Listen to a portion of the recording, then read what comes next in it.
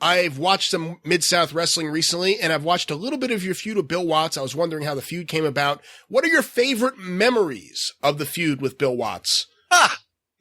The checks. My God, I'd never seen that much money in cash before. Well, obviously how it came about was Bill Watts and Bill Dundee thought of it.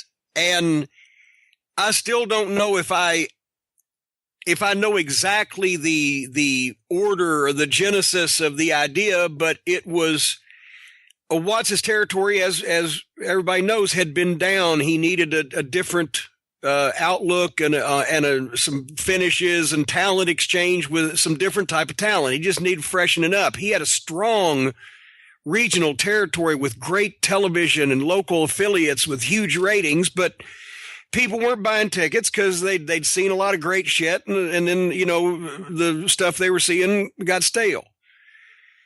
So it was amazing that as soon as he brought the talent in from Tennessee and Dundee with the booking and you know, the new finishes and the younger looking guys and the girls coming, they turned business around fairly quickly. You could do it back then. You know, we tripled houses in some of the main towns in 3 weeks. But anyway, one way or another, though, Bill Watts was going to come out of retirement, and this was not a case of a big time promoter suddenly decided a vanity project. I'm going to come back and take all the glory. It was going to mean record houses because he'd been retired for what was it, 2 or 3 years at that point. It was probably at least 3 years.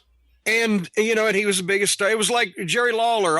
If Jerry Lawler hadn't wrestled in Memphis in 3 years, for fuck's sake, in the glory days, you can imagine the fucking demand for tickets. And we just happened to be the fucking top heels that he just brought in, put all this heat on in this program with Wrestling 2 and Magnum TA. And they had the thing with the rock and roll that they still had yet to, the Midnight Rock and Roll angle and program that they'd still yet to do. But the one thing is, Watts was convinced, according to Bill Dundee, that after he and Dog beat the Midnight Express and humiliated me in every town and territory, that they were going to have to finish us up because we wouldn't have any heat left. And Dundee was saying that if Watts comes out of retirement and we're the opponents and we're in those matches, that the Midnight Express and Jim Cornette will keep enough heat out of that to work with the rock and roll and still draw money. And thankfully, Dundee's opinion won because we got 8 more months of fucking work in Mid-South out of that. But so I don't know how it came about otherwise than when they told us what they were going to do and that we were going to I was going to blackjack and bust open and lay out Bill Watts on Mid-South fucking television. And we're going to do the match in the Superdome. And I'm 22 years old. And, 3 months ago, I was making $300 a week in Tennessee. I was somewhat excited. And I have great memory. The matches were fucking, in some cases, rotten. In most cases, rotten, actually, because Dog was he was not there mentally. He was going to leave in a month and had his out of the ring issues. And he wasn't there. He wasn't the Dog of old. And Watts hadn't wrestled in 3 years and tore his hamstring, kicking Dennis Condrey in the fucking head. He did this spot every night where Dennis liked to do it. The young wrestlers take note. Dennis would sell a shot to the face by bending over and fucking cupping his hands in front of his face like he was selling his face. But he would tense him up, and then the guy would football kick his hands, and it looked like he kicked him right in the face. But doing that every night, Watts tore his hamstring. And he had his leg all bandaged up and he couldn't, so he was limping. So basically the first 5 minutes of the match, and this is how much heat we had that it worked and the place is going bullshit bonkers. Dog would stand in one corner and shoot Bobby or Dennis off into a stationary Watts in the middle of the ring who would punch him, and whoever got punched would take a bump of at least 2 flips and fucking fly into the ropes and get color. And the people went crazy. So the matches weren't great, but I mention I loved the checks. I went from making $300 a week to $4,000 to $5,000 a week for over a fucking month. in 1984. Let me say a few things. One is, it's funny how you say JYD's head wasn't there and he would leave soon after. Bobby Fulton said on the Super Podcast when I had him on that he remembers JYD in the locker room just saying to all the other baby faces, "Gotta get ready for the war. Vince is coming. Gotta get ready. We gotta get ready." And then, like, that was his last ever taping for Mid-South. He never showed up again. Yeah. One of the most underrated parts of the angle, which I never hear anyone, even you, talk about, but I think was really important. Week 1, there's the birthday party. You get your face put in the cake by the Rock and Roll. Watts has them replay the tape. You get mad. You confront Watts. He slaps you. Week 2, you and the Express attack Watts when he's interviewing Butch Reed. And by the way, let me back up a second, because somebody on Twitter asked this question.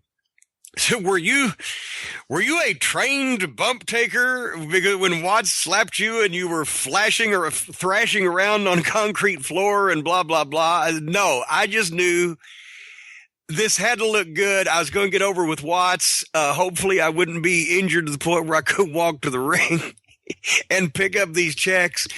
And I remember when he hit me, which he did, very convincingly, I just decided I was going to spin my head to the right and my body was going to follow it and wherever the fuck. I didn't realize till it was too late that we were standing right next to the ring. And if you watch, because I still had the cake all over me, go back and watch the clip. When he slaps me, I spin to the right and kick my feet up and my feet go over my head.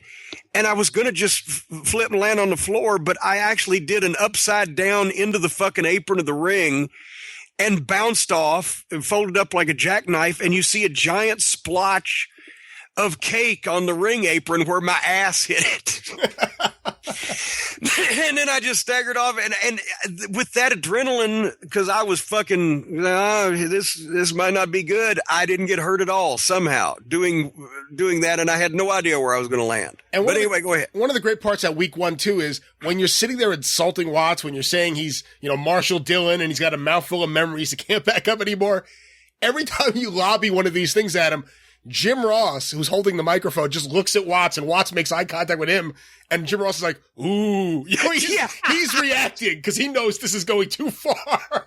So, and actually, once again, to his credit, but I don't think he would have asked, regardless of what I said. I did not clear what I was going to say. He told me the gist of it. Yell at him. Say, I'm going to run Mid-South and I'm going to have your son working for me and a blah, blah, blah, those type of things. But he never had me clear verbiage. He never heard what I was actually going to say until I was saying it in front of him, which was also on my mind. But I figure he wants this to fucking draw. So I'm going to, your son's going to be fucking cleaning out toilets and selling Midnight Express shirts. You fucking fat old has-been, or you fucking mouthful of memories that your brittle old bones can't back up anymore. So you try to act like Marshall Dillon around here because these people have fawned over you, etc. That was stiffer than Akbar used to talk to him on TV. Let's put it that way. Oh, yeah. So that's week 1. And again, Jim Ross gets an assist because I think it's a underrated part of that specific angle that day that no one talks about. Week 2, it's Butch Reed. Butch Reed, this nasty heel, this guy who has been in this blood feud with the JYD, he just walks away because what you guys are doing to Watts is too much for him. He doesn't want any part of it. And that was specifically from Watts and Dundee, that the reason they felt, and here's another reason why people kind of took to it, Mid-South Wrestling TV was different. We didn't attack Watts and shoot the angle on television. We did it on camera, but it was during pre-taped interviews for and they actually went and did in front of the crowd. They did like 3 or 4 of these with different guys that they weren't even going to use because finally Watts was the 4th one. So they'd do a 2-minute interview, whatever the fuck. And then Watts and Butch Reed is the 4th one. And we come out and I come out first and distract him.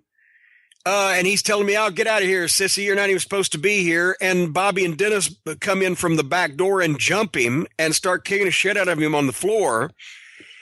And Butch backs up. They specifically told Butch, "You don't help.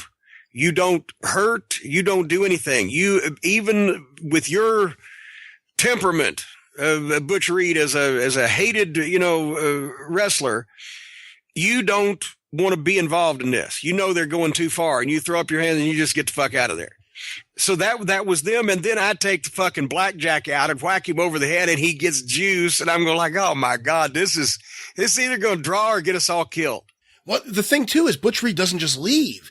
He keeps turning around slightly to look, and you can tell he's disgusted. Like, he didn't want anything to do with this. Yeah. So it makes major impact. And it's like one of those little underrated things of just leave, don't react. Like when Ole turned on Dusty in the cage in 80 in Atlanta, when the turn happens, the assassins just kind of stop and look at each other like, what the fuck? And then they jump in and help out and beat up Dusty with everyone else. But everyone talks about those two parts of the angle. Week 1, the face in the cake, the confrontation with Watts. Week 2, Watts gets jumped. The most underrated part, I think, is week 3. You replace Watts as the commentator for the entire hour of Mid-South Wrestling. Oh, yeah. I'd actually forgot about that. Now people are ready to kill you. Because now it's an hour of you just being obnoxious about how you took out Bill Watts with Boyd Pierce for the entire show. And I feel like that's the most underrated part of the entire angle, because now it's, okay, he got rid of Watts, and now he's sitting in his seat, and we have to listen to this guy for an hour. And for as little as $6 or $8 in a major sporting arena in my hometown, I will soon be able to see Bill Watts either fucking put a diaper and a fucking baby bottle on this guy, or dress him in his mother's pink dress and kick him out of Mid-South. It was Wrestling 101. And when all things considered, it moved pretty quick, the angle. From week 1 to the last Stampede matches, it got there pretty quickly, but it doesn't feel like it's a rush or anything. Well, but they were 1 week short. Because, see, this is what, the only down part about the whole angle, I don't even know if I've talked about this before, but the only thing that anybody was disappointed with, Dundee and Watts both admitted they made a mistake in plotting it out, because the final, like the 5th or 6th week of TV or whatever it was, however long it went, I think 5 weeks, played in New Orleans at 5:00 p.m. the day of the show, when we announced that Stagger Lee would be the partner. Oh, and yeah. And every other town got a week or 2 weeks, but because the Superdome, they and I think Dundee said they just they fucked up somehow. And if we'd have had a week for them to know that Dog was going to be the guy, they think they could have done another 3,000 or 4,000 or 5,000 people. But, so Michael Hayes' Superdome record would have been shattered, because we lost by, what was it, fucking $6,000 we were short of his and Dog's record. Anyway, but otherwise than that, I mean, so my memories of it are just the matches were, not great examples of Midnight Express's artistry, but they were the most heat we ever had with any crowds anywhere. It was chaos. The fucking checks were huge, and we set all the attendance records in the whole territory except for the Superdome by $6,000. Remember when the JYD, who's visited by Watts with Jim Ross, sends them looking for Stagger Lee, and then you have a blindfolded Jim Ross in the junkyard trying to find him. So great angle. One of the greatest angles. And also, by the way, the worst quality, they didn't bring wind screens for the cameras, and it was a windy day out there. So the wind is fucking blowing all over the audio and everything. But that was one of my phrases in the WWF in the late 90s, when they were going too far, when I was producing a segment with some of the boys, and they were going too far with the technical requirements. And they knew I was kidding. I actually got along with all the people in the, production. But I said, goddamn, we put 25,000 people in the Superdome with a VHS tape. Just fucking shoot it, Because it looked like a VHS tape of Jim Ross finding fucking Stagger Lee to convince him to be the special partner.